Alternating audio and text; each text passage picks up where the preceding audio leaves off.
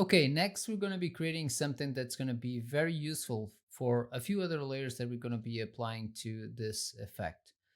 I'm going to go to the prep robot. This is where we're going to be working. I'm also going to make sure that we actually cache the collision source. We are using this output on the flip solver. So I'm just going to click and drag, place it here, and I'm going to change the name call to underscore VDB. And here as well, update this to $OS, and you can just cache it. I had already done that. Let me hide the other object so I can scrub through because it's already there. Now, the element that we're going to be working on is creating a growth solver. The growth solver is a very common effect that we do in Houdini when you want to have something kind of growing over the surface of an object. It may not even be a surface, it may be a volume, it may be just some scattered points by proximity. But in this case, I really want to have the growth be based on the continuity of the mesh and the neighboring points of each of the points. So to start with that, we'll need a few elements. So I'm gonna create a rest position. This rest attribute is very important when you're trying to sample noises, for instance, on an animated deforming mesh.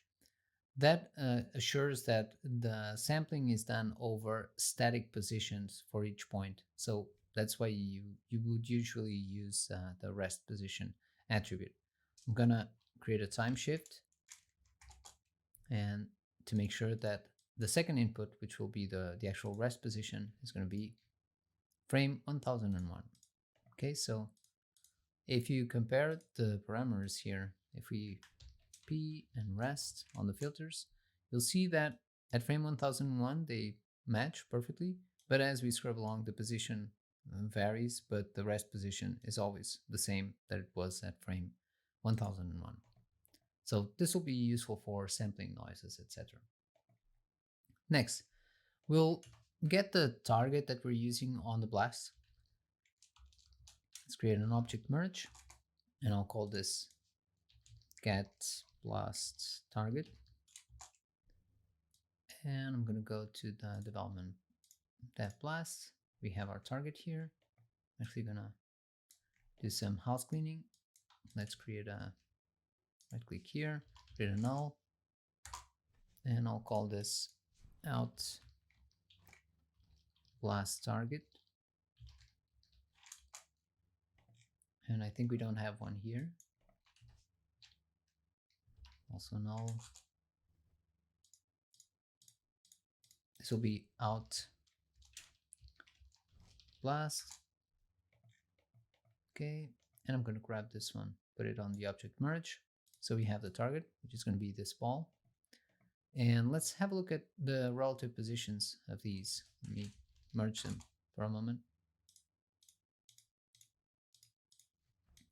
And you see we're not actually connecting every time. We do connect here, and so instead of using that connection, I'll use proximity. Okay. One thing we also need to have an idea of is the timing of the actual blast hitting the geometry. Let me turn this on. So the hit happens around frame, let's say 1014. It's a bit sooner, but let's start with 1014 or 1013, something like that. Okay. Go back, hide other objects. As I was saying, we're gonna use the blast target to detect which part of the mesh is closest to the blast target and apply some changes to that. On every growth solver, you will usually need some seed points or some seed areas that will have kind of a trigger. They will act as a trigger for the actual effect to grow and spread throughout the other elements. So in this case, we will use some points to which we'll assign a density of 1, and the solver will work on that density and detect that if you have that density there, that's going to be spreading and contaminating the other points around them. The way I'm going to do this is kind of a quick hack. So I'll use the ray node, which is pretty handy. minimum distance. We do not need to transform points. And what this is going to do is it's going to try to project our geometry into this geometry of the target. And it can record the distance, point intersection distance. You can establish a maximum distance it'll search for. And I'm going to say something like, I don't know, 2 centimeters. Let's see if that's doing something. And you can set a group for all the points that were actually considered to be a hit. So you can create a point group, and I'm called this seed points. Let's test this out. Use a color. I'm gonna color the seed points green. Okay, so these are the points that are actually connecting. Great. This is good enough for us to have to deploy to kind of act as a trigger for the solver. We're not going to be coloring them, but instead we are going to be, let's create a point wrangle. I'm going to establish a density to these points. So at density, float at density is going to be equal to 1, but only the seed points will have 1. Everything else will have 0. Let's type here set density. Set seed density. Great. Now, the other thing we want to add is some kind of secondary attribute on each point that will help us kind of break up kind of that radial pattern that you usually get. That's would be very uniform if every point would grow in the same or if every point would contribute to the density growth with the same influence, then we would have a very uniform edge going on.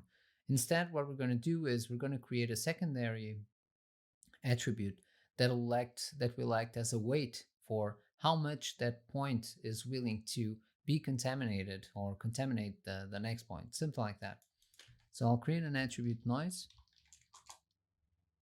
and let's call this growth. It's going to be a float growth, and add positive sounds good.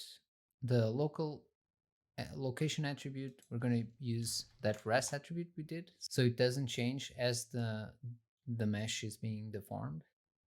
Okay, that way we can have an actually static attribute. If we use rest, you'll see that this stays with the character throughout the animation. If we use position, you'll see that it's as if the character was kind of sliding through a three-dimensional pattern. Okay, and that's not very interesting. Even if you want the noise to be animated, it's best to just sample the rest and animate it. It'll give you a much better result. It's no longer looking like the character is going through a 3D pattern. So that's it. Animate noise. Let's adjust the element size 0.1, probably enough. Sounds good. And this remap doesn't give me enough control, so I'm going to go attribute noise, just change this growth, and I'll use remap.